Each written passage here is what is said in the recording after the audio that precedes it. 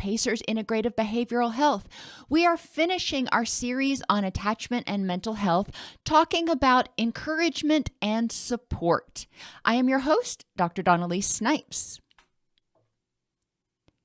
So what's the difference between encouragement and support? Well, it's a fine line, and just like everything else in attachment, it overlaps a fair amount. But encouragement is essentially cheerleading.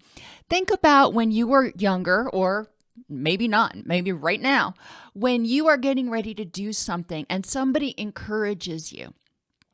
Encouragement is essentially cheerleading. It's saying, I believe in you. I know you can do this. So encouragement is an attitude more than something tangible. Support, on the other hand, is providing resources necessary to accomplish a goal or live a rich and meaningful life. And those resources can include knowledge, advice, time, and of course, money.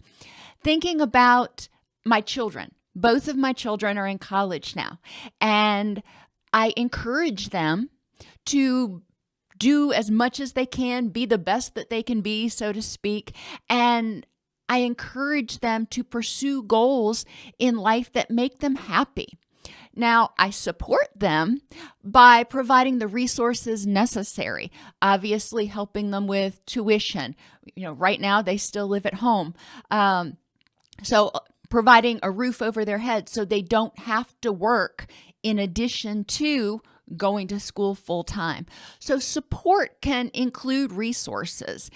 Encouragement, again, is more of a cheerleading aspect.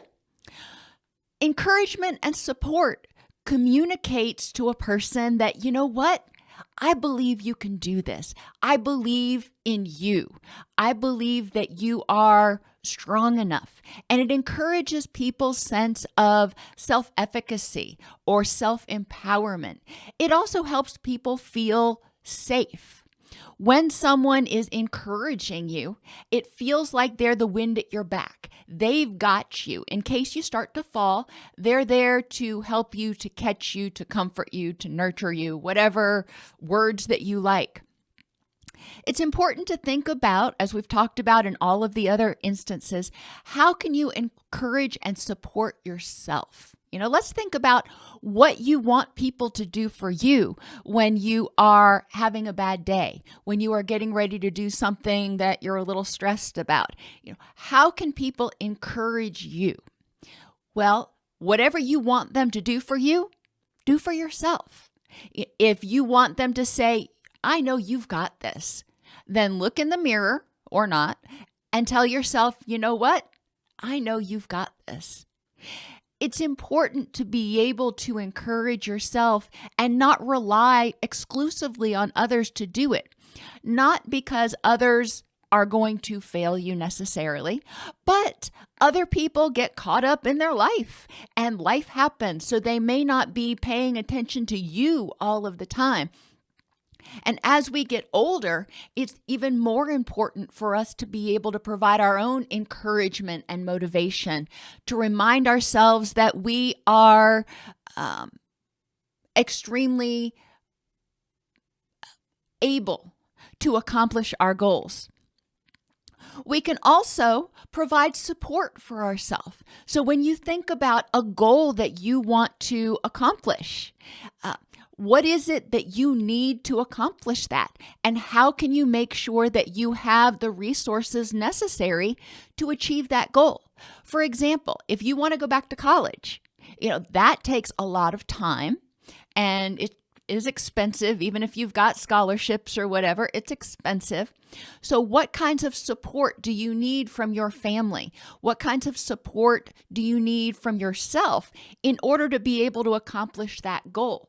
For example, maybe even if, let's just say you live alone by yourself, you work full time. Okay, well, that takes a lot of time already. So what do you need to do in order to help free up some time for yourself so you can go to class and you can have time to study? What types of things do you need to do to support yourself in achieving that goal? And then thinking about how can you encourage others those people in your life that are important to you. What can you do to encourage them? And part of that comes back to some of those things we've already talked about, being consistent, showing up, being responsive, listening to what they want, what they need, what their fears are, giving attention to that relationship, and validating how they feel. You can validate somebody's anxiety about something and encourage them at the same time. I hear that this is really stressful for you, and I know you can get through this, and I'm here to, support you in any way I can. So that provides encouragement, support, and validation. Recognizing, there are a lot of things we go through. And Hayes in Acceptance and Commitment Therapy refers to this as living in the and. There are a lot of things we go through that cause anxiety, and we do them anyway. So by providing that support and encouragement, we're not taking away that person's anxiety. We're not saying you shouldn't feel anxious about this. It's perfectly natural to feel anxious about this. However, I have faith that even though you feel anxious, you can do this. And I'm here to support you in any way possible. So those are things that we really want to examine with encouragement and support. And a lot of times, unfortunately, and I know I'm guilty of this, and I've worked really hard over the years with my staff, as well as my family, my children, my friends, to be more encouraging and more supportive. Actually proactively going out and noticing positive steps. A lot of times when we do things, we minimize our accomplishments. We don't notice the little baby steps forward that we take. And when somebody else comes in and says, wow, look how far you've come, then it kind of puts everything into perspective, and you step back and you go, well, yeah, you're right. I actually have made a lot of progress. So being encouraging and supportive isn't necessarily just reactive. It can be proactive, recognizing the things that people in your life want to do.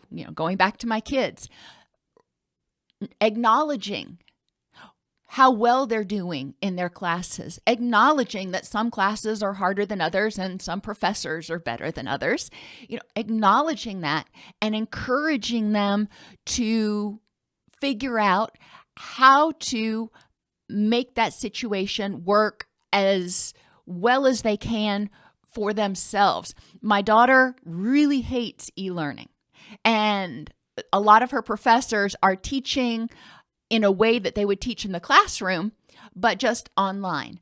And it's a little bit different, when you're trying to, when you're trying to teach somebody through an online platform. So she gets frustrated, and she has dyslexia, so it makes it even more difficult for her. So encouraging her to figure out, to problem solve for herself, because I believe she knows the answer. She just needs to be nudged in the right direction. And we talked about scaffolding in another video earlier this week. But encouraging her to figure out, what can I do to make this as comfortable as possible for me in this situation? I'm not going to love it. I know she's not going to love it, but how can she sort of make the best out of a bad situation? And I'm there to encourage her. I'm there to validate how it sucks sometimes, and, help her recognize that, okay, this semester is going to end. So all of those things can go along with encouragement and support. So just to kind of tie it all up in a big bow, attachment.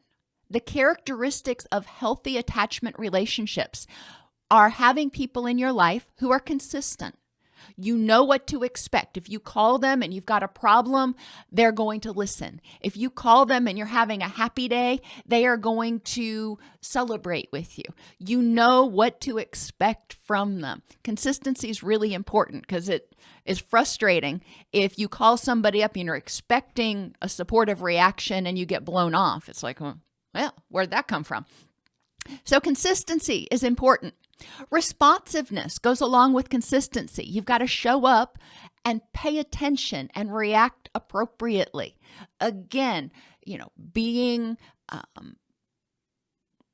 responsive to that person or to yourself, if you're doing it for yourself, being responsive to their thoughts, wants, and needs in the moment.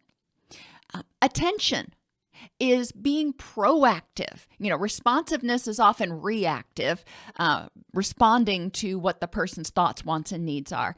Attention is proactive, telling the person through your actions, through your words, telling yourself through your actions, through your words, hey, you deserve love, you deserve attention, you deserve my time.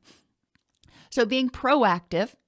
Validation is really important, to acknowledge how somebody feels, even if you disagree. Acknowledging how they feel and acknowledging that that is their reality in the moment. And then giving them time to figure out, how they want to process it. And then moving on to encouragement and support and being there to try to be as helpful, encouraging, and supportive as possible.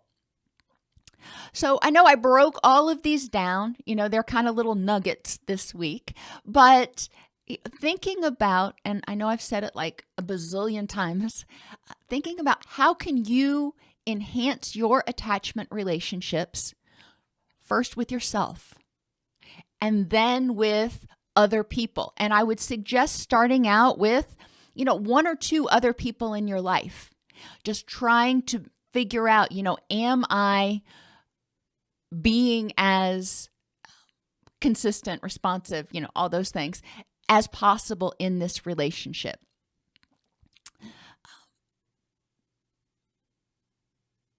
And I am glad to see, Morgan, that you have emailed me some questions for Monday. Remember, Monday is when I do my question and answer session, and you can email those questions so I can look at them ahead of time and, kind of prepare a more in-depth response instead of spitballing it. You can email those questions to wellness_1@yahoo.com. That's wellness_1@yahoo.com. Are there any remaining questions about attachment? We've been talking about that a lot this week.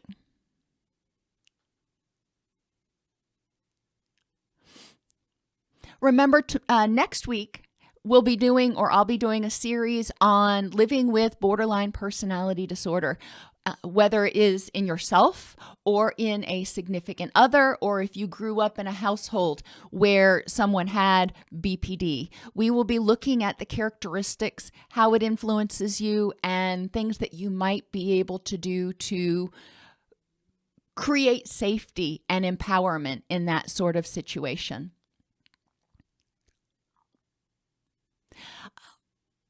Morgan asks, can these tips work for a loved one with depression?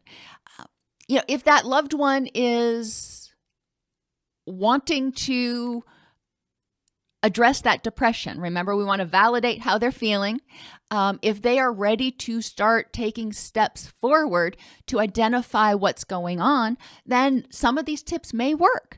But part of that is also incumbent on understanding what is causing that person's depressive symptoms. Everybody's depression presents a little bit differently. Not everybody has the same symptoms. And we have to remember that each one of those symptoms, like fatigue or apathy, can be caused by a whole host of things. It can be caused by thinking patterns. It can be caused by a history of unresolved trauma. It can be caused by biochemical imbalances, hormone imbalances. It can be caused by poor nutrition. It can even be caused by sleep apnea and poor sleep quality.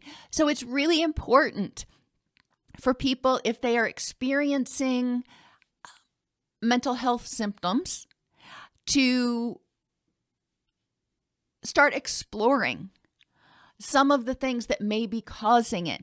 And of course, my first recommendation for everybody is to go to their primary care, get some blood work done, and make sure that there isn't an underlying, hormone or biochemical imbalance that needs to be addressed, because no amount of talk therapy is going to increase your level of vitamin D if you're vitamin D deficient, for example.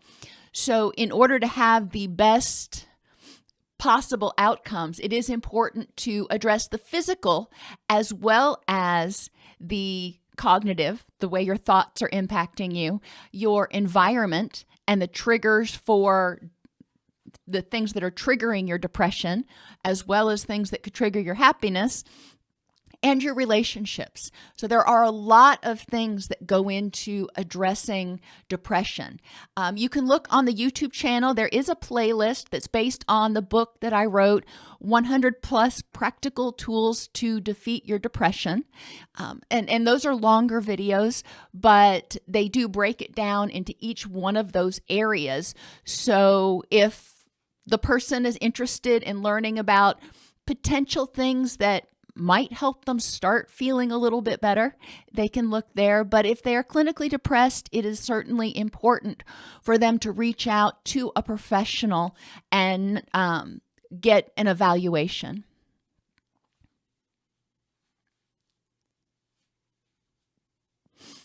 I can add to the video series list exploring different attachment styles. That'll probably be, I think I'm out about 7 weeks right now. But remember, next week we're going to look at borderline personality disorder. That's not an attachment style.